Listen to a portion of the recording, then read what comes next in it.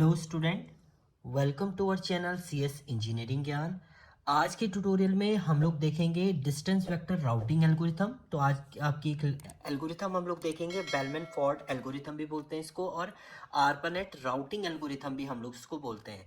तो distance vector algorithm is a dynamic algorithm, ये एक डायनेमिक एल्गोरिथम है। And distance vector routing protocol require that the router inform it's behaviour two of topology changing periodically. Means इसमें क्या होता है, एक राउट टेबल होती है हर एक राउटर के पास, एंड वो अपने बिहेवियर के साथ कम्युनिकेट करके आपके चेंज करता है राउटिंग टेबल में कंडीशंस। तो अभी हम लोग प्रॉपर इसका एग्जांपल देखेंगे। Historically it is known as, initially इसे बोला जाता है आपका ओल्ड आर्पानेट राउटिंग एल्गोरिथम, और also known as a Bellman Ford algorithm. अब बेलमैन फोर्ड एल्गोरिथम की कुछ कंडीशनें होती हैं, कुछ पार्ट होते हैं, वो हम लोग देखते हैं। बेलमैन फोर्ड बेसिक क्या होते हैं, each router maintain a distance vector table. वो हर एक जो राउटर है आपका डिस्टेंस वेक्टर टेबल को मेंटेन करके रखेगा।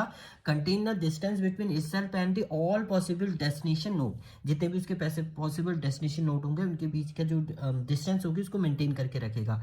Distance based on the duration matrix are computed using information from the behaviour distance factor. उसके बिहेवियर डिस्टेंस फैक्टर के थ्रू वो डिस्टेंस जो है वो फाइंड आउट करता है।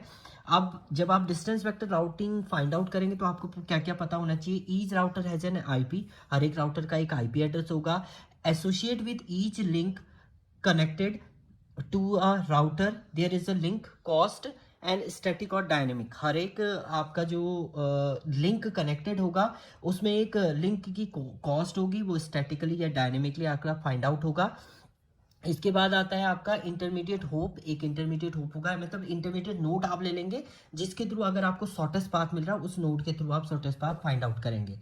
अब डिस्टेंस वेक्टर टेबल की अगर हम लोग बात करते हैं तो उसमें भी आपके दो पॉइंट है। पहला है डिस्टेंस टू इटसेल्फ, अगर कोई नोड खुद से खुद पे ही जा रहा है तो उसकी डिस्टेंस आपकी अभी जीरो होगी क्योंकि वो कहीं आपका मूव नहीं कर रहा है।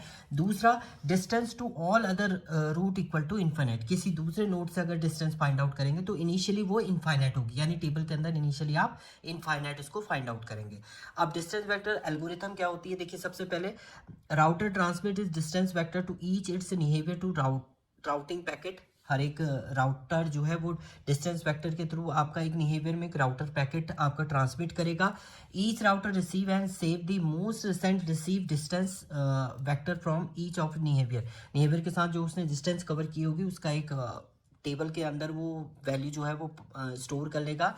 And router recalculate is distance vector when. अब देखिए जब राउटर कम्युनिकेट करेगा तो वो रिकैलकुलेट करेगा डिस्टेंस। अब रिकैलकुलेट कैसे करेगा, it receive a distance vector from a behaviour containing different information then therefore अगर डिस्टेंस कम होती इनिशियली तो डिस्टेंस फाइंड आउट करेगा। अगर आपकी डिस्टेंस किसी थर्ड नोड के थ्रू आप जा रहे हैं और वो डिस्टेंस उससे कम है तो वो चेंज कर देगा। वो कैसे चेंज होगा, उसके लिए ये है D X Y equal to mean of C of X Y plus D V Y and D X Y for each of the, जिसमें डी एक्स वाई है estimate of least cost from X to Y. एक X node है, दूसरी आपकी Y आपका router है, उन दोनों के बीच का आपका डिस्टेंस फाइंड आउट करना है तो इससे सी एक्स वी का मतलब होता है कॉस्ट आपका फाइंड आउट करेगा। अभी हम लोग एग्जांपल से इसको देखेंगे सारी condition.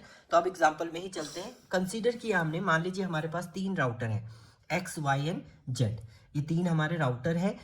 Each router has their routing table and every, हर एक के पास अपनी राउटिंग टेबल है। एक्स और वाई का जो डिस्टेंस है वो 1 है, वाई का जेड से डिस्टेंस 2 है एंड एक्स का जेड से डिस्टेंस 5 है। अब राउटिंग टेबल की हम लोग बात करते हैं इनिशियली, तो एक्स का एक्स वाई जेड क्योंकि तीन राउटर है आपका। एक्स से देखिए, एक्स में अगर जाएंगे आप, एक्स में जाने का कोई रास्ता नहीं है तो ये जीरो होता है। अपने नोट को अब खुद से मूव करता है तो जीरो आता है। एक्स से वाई में जाएंगे तो 1 आ गया आपका। एक्स से जेड में जाएंगे तो आपका एक्स से जेड में जा रहे हैं तो आपका यहाँ पर जो वैल्यू होगी वो आपकी आएगी यहाँ पर 5। ये थोड़ा सा रॉन्ग हो रहा है, ये 5 होगा आपका, 2 नहीं होगा। एक्स से अभी जेड में आप जा रहे हैं तो आपका 5 यहाँ पर वैल्यू होगी। वाई की कंडीशन देखते हैं, देखिए वाई से आपको एक्स में जाना है, वाई से एक्स में तो 1 आ जाएगा, वाई से वाई में 0, वाई से अगर जेड में जाएंगे तो 2।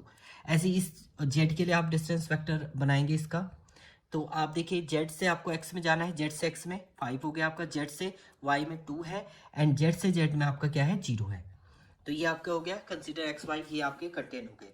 अब मिनिमम कॉस्ट के लिए आप देखेंगे हर एक राउट, कंसीडर राउटर एक्स को हम कंसीडर करते हैं, will be share it routing table, अपनी शेयर कर देता है राउटिंग टेबल ये वाई के साथ भी और जेड के साथ भी। देन उस केस में अब हम लोग मिनिमम फाइंड आउट करेंगे कि कहाँ से उसको मिनिमम फाइंड आउट हो रहा है।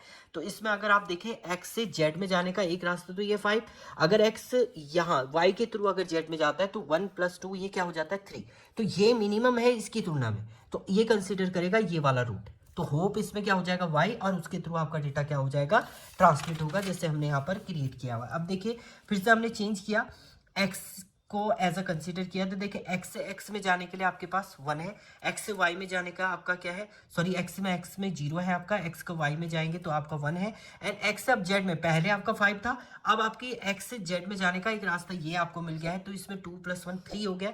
तो आपने जो ओल्ड वाली वैल्यू थी उसको रिमूव करके ये फाइंड आउट कर दिया है।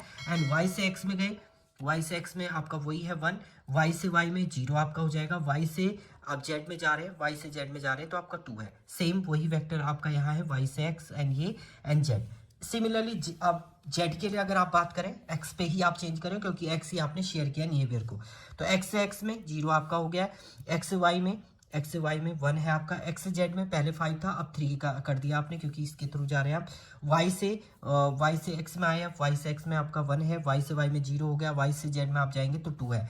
अब देखिए जेड से एक्स में एक रूट तो आपका ये 5 है, एक रूट आपका ये है, तो ये मिनिमम पाथ है आपका, तो 2 + 1 3, तो 3 को ये कंसिडर करेगा, 5 वाले को क्या कर देगा रिमूव कर देगा।